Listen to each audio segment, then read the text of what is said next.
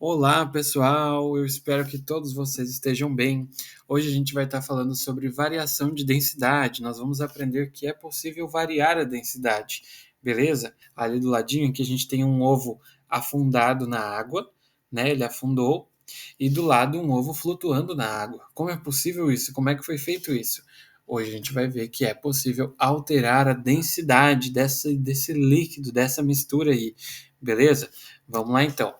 Relembrando o que a gente viu nas outras aulas. A gente aprendeu lá nas primeiras aulas de propriedades da matéria, a gente aprendeu três propriedades: a massa, o volume e a densidade, né? Sendo que uma tem a ver com a outra, né? Nós aprendemos que a massa, por exemplo, tem unidades de medida como quilograma, grama, tonelada, né? A massa é aquilo que a balança nos fornece, né? Que o pessoal chama de peso, tá errado, né? Massa, né? E o volume, a gente aprendeu lá que pode ser metro cúbico, centímetro cúbico, litro, ml, né, que é o mililitro. E a densidade relaciona as duas unidades de medida, porque é massa dividido pelo volume. Então pode ser quilograma dividido por metro cúbico, grama dividido por centímetro cúbico, né? Grama por ml, certo? Podem ser essas unidades aí. Entre outras também ali, mas são derivados dessas mesmas, tá? A gente viu também que quando tu coloca um líquido e põe sólidos ali, ou até alguns líquidos também, a gente vai ver que aquilo que é mais denso que o líquido vai afundar e o que é menos denso vai flutuar, né? Vimos isso também na outra aula. E a gente viu que a densidade depende do material, cada material tem uma densidade própria, e a densidade também depende da temperatura. Lembram da dilatação térmica, né, que a gente falou? Quando tu esquenta, o volume daquele material pode aumentar, fazendo com que a densidade dele diminua, né? Ou aumente, vamos ver hoje o que ocorre, né? Eu não comentei o que ocorre com a densidade, mas a gente comentou que ela muda, né? Então hoje a gente vai ver isso. Então, primeira coisa na nossa aula de hoje, teoria cinética da matéria. Gente, isso daqui explica tudo. Quando eu aprendi a teoria cinética da matéria, eu fiquei, mano, que coisa incrível. O modo como ela explica as coisas é muito bom, faz todo sentido, tá? O que ela diz? Que todo material é feito de pequenas partículas em constante movimento. Basicamente é isso. E o que isso significa, tá?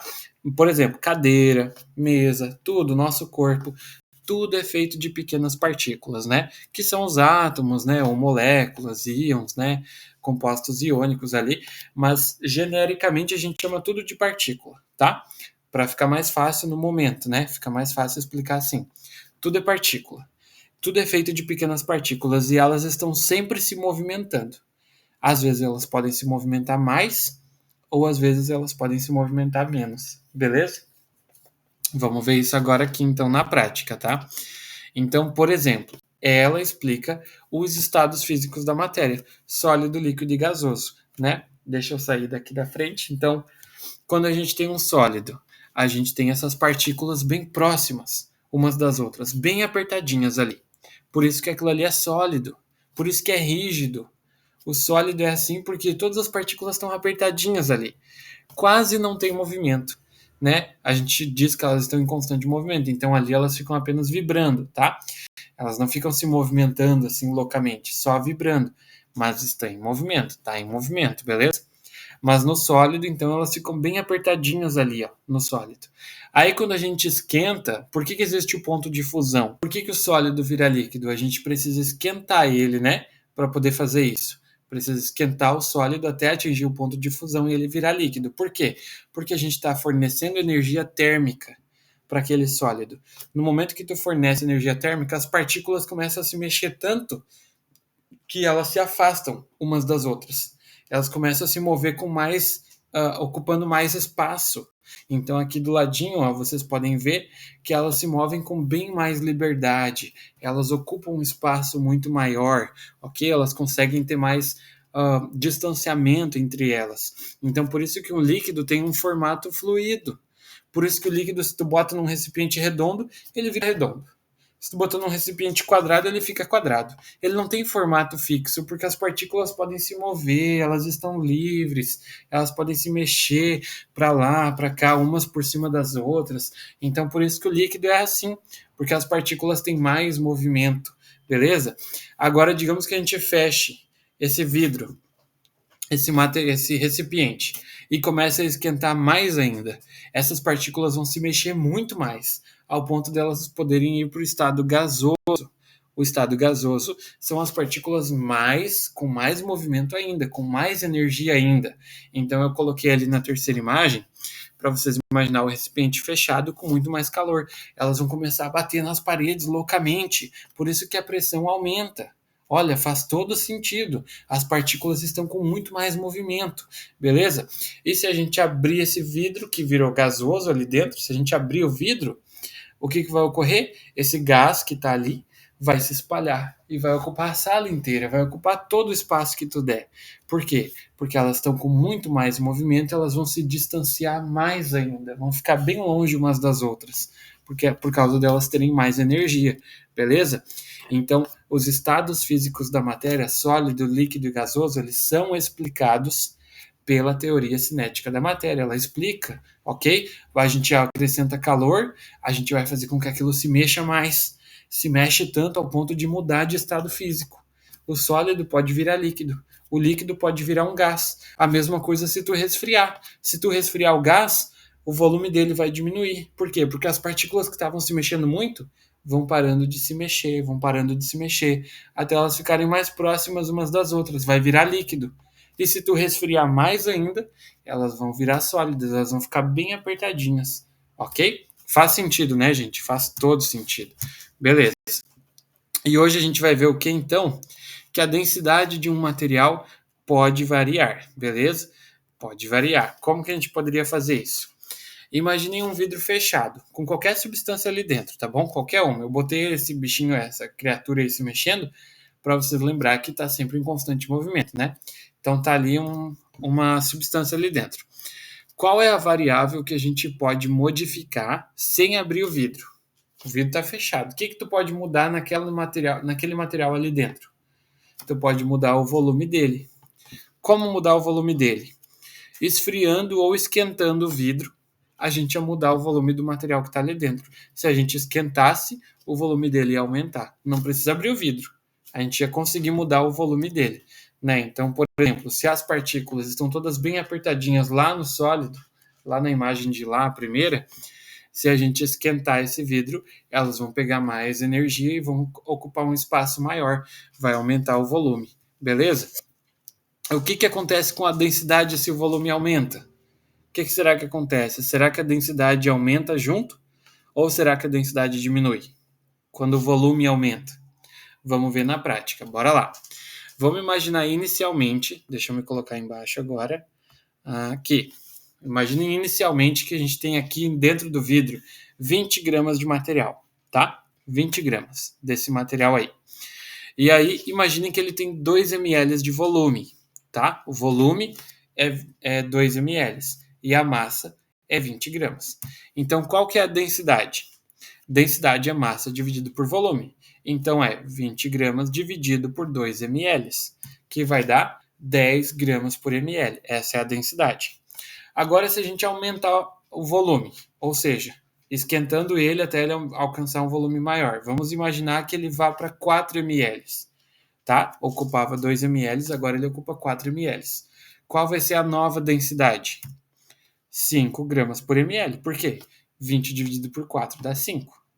E se a gente aumentar mais ainda o volume, se fosse 5 ml, aí essa mesma massa, 20 gramas, dividido por 5 ml, vai dar 4 gramas por ml. E se a gente aumentasse mais ainda o volume, se ele tivesse um volume de 10 ml e fosse ainda 20 gramas, a nova densidade ia ser 2 gramas por ml. 20 dividido por 10 dá 2. E se subisse assim, ó, se fosse possível ter um volume de 20 ml e 20 gramas ainda, a densidade seria 1 grama por ml. Então, o que a gente percebe aqui? Deixa eu sair daqui, peraí, calma aí. Aí, ó.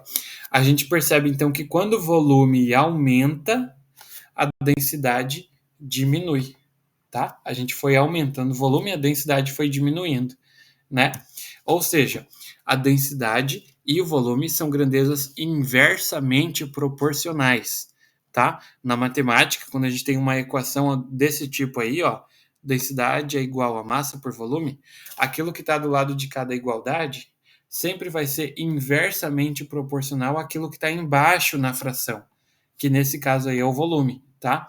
Mas intuitivamente vocês podem ver que se o volume aumenta, se o volume começa a ficar maior, ele é o divisor. Então ele vai diminuir, ele vai dividir em mais pedaços o mesmo bolo, né? O mesmo bolo vai ser dividido em mais pedaços. Ou seja, cada pedaço vai ficar menor, né? Então, a densidade é igual a massa dividido por volume, e a densidade e o volume são inversamente proporcionais. E inversamente por quê? Porque se um aumenta, o outro diminui. Se um diminui, o outro aumenta, ok? Inversamente proporcionais. Show! Agora, exemplo da vida real, ó, gente. O ferro puro tem uma densidade de 7.850 quilogramas por metro cúbico. Eu passei em grama por centímetro ali, né? 7,85. Mas olhem lá no finalzinho. O ferro batido, por sua vez, é um pouco menos denso do que o ferro puro, podendo atingir 7.750 kg por metro cúbico. Quando ele é derretido,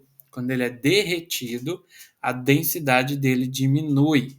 Era 7.850 e agora é 7.750. Então, ele sólido é mais denso do que quando ele está líquido. Por quê? Porque quando ele está líquido, o volume dele aumenta. Se o volume aumenta, a densidade diminui. São inversamente proporcionais. Outro exemplo, lá do Brasil Escola. Ó. Praticamente todos os sólidos são mais densos do que quando estão no estado líquido. Por que isso, gente? Por quê? Porque um sólido, se ele virou líquido, o volume dele vai aumentar um pouquinho. Tá? Na maioria, praticamente todos, tá ali, né? Praticamente todas as vezes que o sólido derrete, que ele entra em fusão e vira líquido, o volume dele aumenta. Se o volume aumenta, densidade diminui, ok? Por isso que o líquido é menos denso que o sólido, tá? Agora, vamos imaginar que a gente possa abrir o vidro. Imaginar que a gente pode abrir o vidro. A gente pode daí mudar a massa daquele material ali dentro do vidro, né? Porque a gente pode só colocar com uma colherinha ali, ó, botar mais material. Vai aumentar a massa dele. Vamos ver o que ocorre com a densidade. Deixa eu sair agora para baixo aqui. Beleza. Imaginando de novo que a gente tem 20 gramas ali e apenas 2 ml, certo? Se a gente colocar, então, 20 gramas e 2 ml, a densidade é 10 gramas por ml. Agora vamos botar mais massa. Vamos colocar 2 gramas, ó. 22 gramas ao todo. Mas ainda mantendo o mesmo volume. Vamos imaginar isso teoricamente, tá? Hipoteticamente apenas. No mesmo volume, se tivesse mais massa, no mesmo volume, na prática a gente sabe que botar mais massa vai aumentar um pouquinho o volume também, né? Mas só para vocês imaginarem aqui. Se ele tiver mais massa e o mesmo volume, ele vai ter 11 gramas por ml. Porque 22 dividido por 2 dá 11. Se fosse possível colocar mais massa ainda, ó, 24 gramas, nos mesmos 2 ml, ele fica mais pesado, né, mais massa, então a gente teria 12 gramas por ml. Olhem que a densidade está aumentando junto com a massa. Se a massa fosse 28 gramas nos mesmos 2 ml, no mesmo volume, se a massa fosse maior, a densidade já ia ser 14. Ó. Se fosse 30, a densidade já ia ser 15. Então começou lá em 10 a densidade, agora está em 15. Aumentou. A massa começou em 20 gramas, agora está em 30. Aumentou. Então a densidade, deixa eu me deslocar para outro lugar aqui. Quando a massa aumenta, a densidade aumenta junto. Logo, densidade e massa são grandezas diretamente proporcionais. Lá na densidade e volume, indiretamente proporcionais. É o contrário, né? Agora aqui, densidade e massa são diretamente proporcionais. O que isso significa? As duas flechinhas para cima. Ó. Se uma aumenta, a outra também vai aumentar. Se uma diminui, a outra também vai aumentar. Beleza? Em equações matemáticas, de novo, quando a gente tem esse lado aqui da igualdade, ele sempre vai ser diretamente proporcional ao que está em cima na fração, tá? Que nesse caso aí é a massa, tá? Se aquele dali aumentar, a densidade também vai aumentar, beleza? Diretamente proporcionais. Agora um exemplo em casa, gente. Isso aqui vocês podem testar em casa, ó. Pega um copo de água, bota um ovo dentro. Vocês vão ver que o ovo vai afundar, tá bom? Vai afundar. Por quê? Porque a água tem a densidade de 1 grama por ml, né? Na temperatura ambiente aí, geralmente, tá? 1 grama por ml. E o ovo tem uma densidade um pouquinho maior, tá? Eu achei na internet aí que o ovo tem a densidade de 1,031 gramas por ml. Então ele é um pouquinho mais denso. Por isso que ele afunda, né? Porque ele é um pouquinho mais denso. Porém, se a gente ir colocando colheres de sal na água, vamos imaginar que a gente está adicionando sal ali, a gente vai fazer com que aquela água fique mais densa, tá bom? O volume quase igual, vai mudar bem pouquinho o volume, mas tu tá colocando mais sal ali, aquela água, aquele líquido agora, né, aquela mistura, que não é água pura, mas aquela mistura tá ficando mais densa. Chega uma hora em que a densidade da água supera a densidade do ovo, fica maior, e o ovo vai flutuar, ok? Se a água for mais densa que o ovo for menos denso, ele não vai conseguir descer, ele vai flutuar. Isso é possível, ok? Você tem que colocar ali, eu não lembro agora, eu fiz aqui em casa, não sei se foi 5, 6 colheres, mas tu vai colocando colher de sal ali, a água vai ficando cada vez mais densa e o ovo vai flutuar. Beleza? Esse é um exemplo prático, tá? E aí, outro exemplo prático que existe na vida real são as águas do Mar Morto, né? Uma pessoa flutua sem esforço nas águas do Mar Morto. Por quê? Porque lá, para cada litro de água, tem 360 gramas de sais. Enquanto aqui na nossa água, aqui no litoral aqui do Brasil, para cada litro de água tem 37 gramas de sais dissolvidos. Então, 37 gramas aqui. Lá no Mar Morto, 360. Se fosse mais 10, se fosse 370, seria 10 vezes maior, né? Então, o Mar Morto tem quase 10 vezes mais sal do que aqui as nossas águas. Por isso que lá ele é mais denso e as pessoas flutuam, assim como o ovo, porque lá tem uma densidade maior, mais massa naquele volume lá. Mais massa faz com que ele seja mais denso e coisas menos densas vão flutuar, tá bom? Espero que vocês tenham gostado, gente. Eu fico por aqui e até a próxima aula. Valeu, tchau, tchau.